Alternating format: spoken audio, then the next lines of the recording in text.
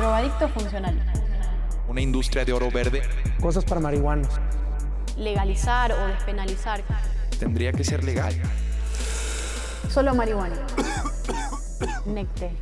Pásame tu necte. Pues a ver cuándo nos echamos un porrito, mi estimada Antonella.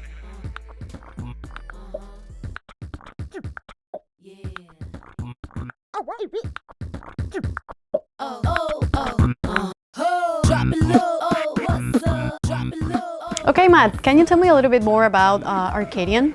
Well, I think as an asset manager, as an investor, you have two primary functions at high level. One is to raise capital and the other is to deploy it. We want to have strength behind our investors that come with more than just capital, but their resources and information and what they can bring to the plant wellness space. And the other side is putting that capital to work. And so on that side, you know, we've been able to do that in over 50 companies throughout the cannabis and hemp and sort of plant wellness space today in several countries around the world. At high level, Arcadian Capital is looking to finance nature, sort of with a key focus on the cannabis and hemp space, given what that ingredient and plant are doing in the world today. Mm-hmm. And how long have you been into this? Probably 10 years now, 10 years? Antonella. We launched the funds roughly 6 to 7 years ago, and we're based in the U.S., in Europe and Latin America. Mm-hmm. I know it's a fascinating industry, but do you think at some point isn't like a stressing industry too? I mean, when you have to face regulations in different countries in Latin America or other continents. Antonella, it's a great question, and I think that's part of the reason why we are in this industry is because we want to give people the ability to understand life is what you make of it. And so things are only stressful if you say they are. The follow-up answer to that, Antonella, is that we want to meet people where they are in their journey with plant medicine and plant products. Because no matter where you are in the world, it's a different journey. And we want to meet people there and take as long as it possibly takes to authentically and naturally walk that journey from wherever they are. Mm-hmm. And you help people, relieving that stress, right? Like, you're helping people. Well, but we think that that's what this ingredient does. When you look at the cannabis and hemp plants, they have what's called cannabinoids. That's because we have an endocannabinoid system. Yes, we believe that these plants are so natural to the human homeostatic process in terms of achieving balance.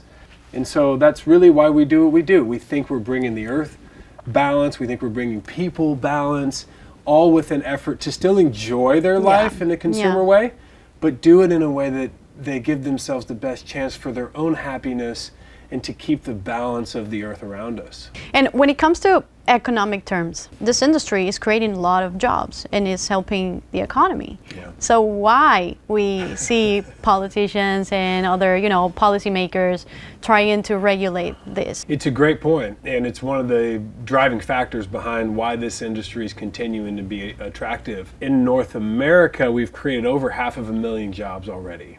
This number right now is growing at about 100,000 jobs a year just in the United States. Wow. Creating jobs for people is one of the core components of why we do what we do. But there are two things to think about.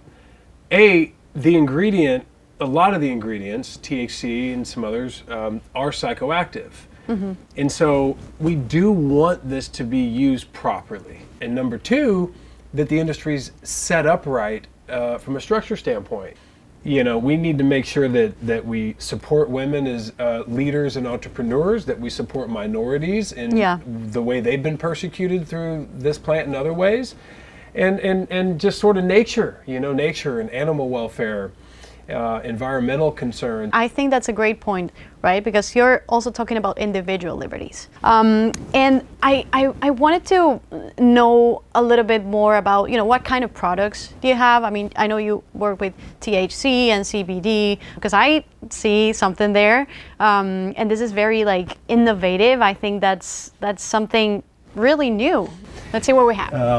In this case, this is not what people think about when they think about cannabis. Right. In fact, roughly 6 to 7% of the world's adult population consumes cannabis in the form of flower. And so the key is to say, how can we use the ingredients from the plant to build product for the other 94% of the world?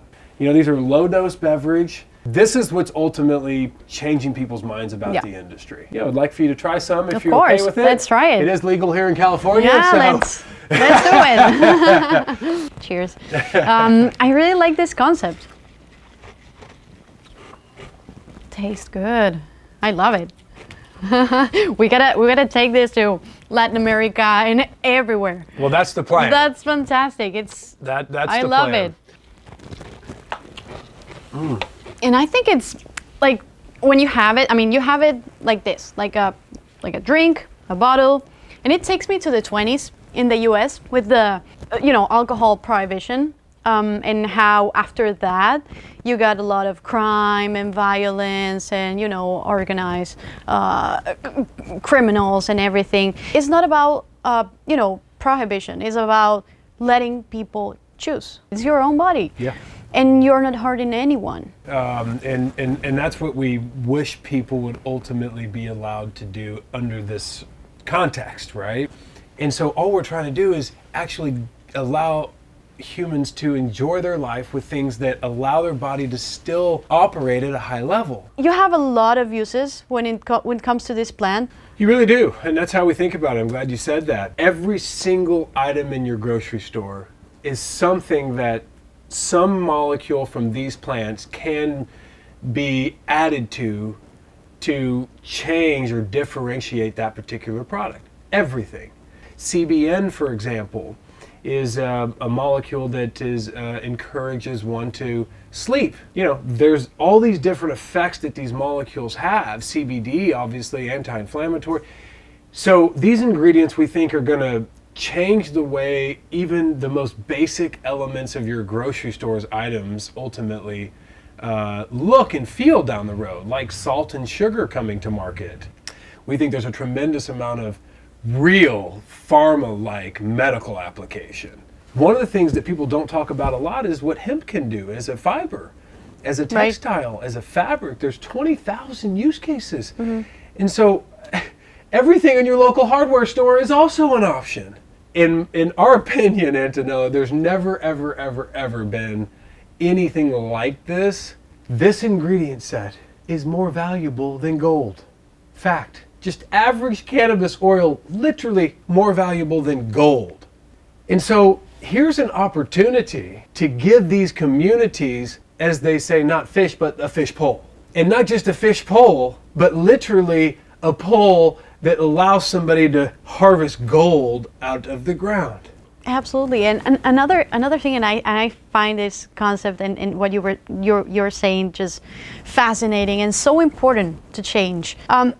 In Latin America, we demonize the entrepreneur. We just think that we need to redistribute wealth, and we don't think about wealth creation. And then you see the entrepreneurs, and how come we don't understand that and see the entrepreneur as a hero?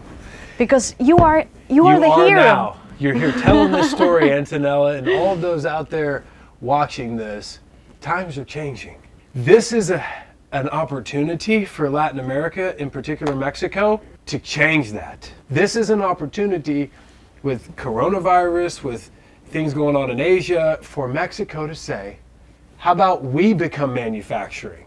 How about we create new industry? How about we become entrepreneurs and build businesses? But I think it's happening. I think it's happening down there. I think it's happening for a lot of reasons. You got to take advantage of this window right now. Technically, Mexico is the largest legal market in the world. Mm-hmm. You just have to have the politicians finalize this stuff. The whole world's watching you guys. As soon as you put the final touches on this, this will be, in Mexico, the largest legal market in the world in cannabis for several years. So Mexico is going to be the place that all these other countries look at as a way to say, what was the playbook there and what's the playbook for our population?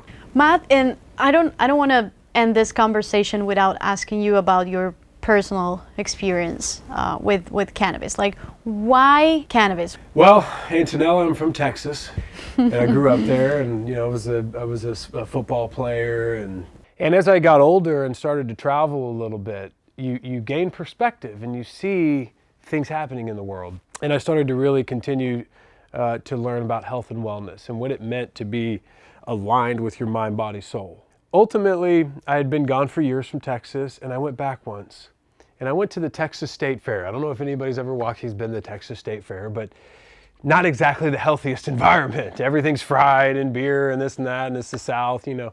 But that's what really started this whole journey for me. I went back to a place I had been my whole life with a new understanding. And I was in tears because I pictured myself there not knowing the difference. So it was really this shock that I experienced that day that I realized I needed to go fight for people, because I had this information, I had this perspective. Everybody that's in this space is here for some particular reason. My child had epilepsy. My mom had cancer. I gave up drinking and I was trying to find some other way to enjoy myself. I'm tired of seeing landfills destroy and pollution. Everything that these plants produce, people find that it makes for a better solution to a problem. And so that encouragement, I think, is what keeps us going, and that was kind of how I started my journey. Matt, thank you so much for this amazing conversation. Thank you. Oh, thank you. God bless you, and God bless you guys. Thanks for the time. Sí, plantón canábico, plantón canábico.